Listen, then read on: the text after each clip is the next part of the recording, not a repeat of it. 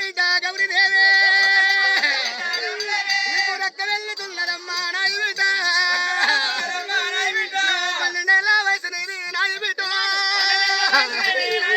నీకు ఎంత కష్టం వచ్చినది నాయి బిడ్డ ఆడుపుట్టుగా మీద మన్ను మల్లయ్యా నేను ఆడుపుట్టుగా ఉట్టి నేను గౌరమ్మ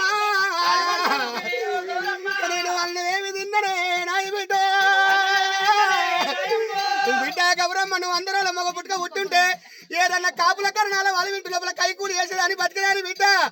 ఆడుపుట్టుగా ఉట్టి నా కడుపు లోపల ఉట్టి నీకు ఎంత బాధ వచ్చింది నా బిడ్డ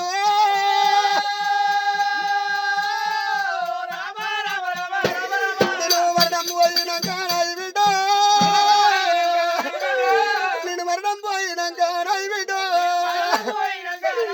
నీకు లాల పోసేవారు ఎవరు ఎవరమ్మా నీకు నెత్తి నువ్వు గొప్ప వేసేవారెవరే మాడ మాసే గొప్ప పెద్దాదంటారు బిడ్డ బట్ట మాస బట్ట పెద్దాదంటారేమో తల్లి లేని పిల్లలు మీరైతరా తల్లి లేని పిల్లలే నాయమ్మ పూదగా బరగాటమ్మో అమ్మారు చచ్చినాక అమ్మానే వాళ్ళ మగవు మీరు చూస్తారా మీరు అమ్మానే వాళ్ళ మగవు మీరు చూస్తారా మీరు చిన్నమ్మలు ఉన్నారా అని మీరు పోతారా మీరు పెద్దమ్మలు ఉన్నారా అని మీరు పోతారా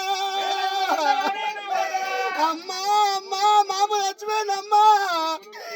ఇలా పండుగ వచ్చింది బతుకమ్మ పండుగ వచ్చింది కొత్త చీర కట్టుకుందినా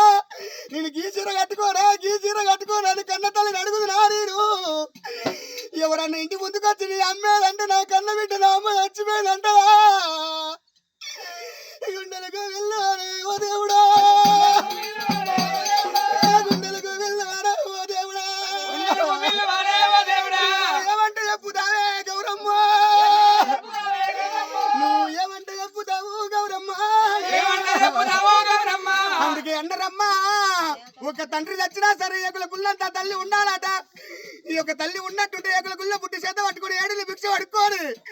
కొడుకుల బిడ్డలు వస్తాట భర్తమై మంత్రాలు కంటే పోతే 4 కొడుకులు కాడు పిల్లల సాతాలు ఉన్నది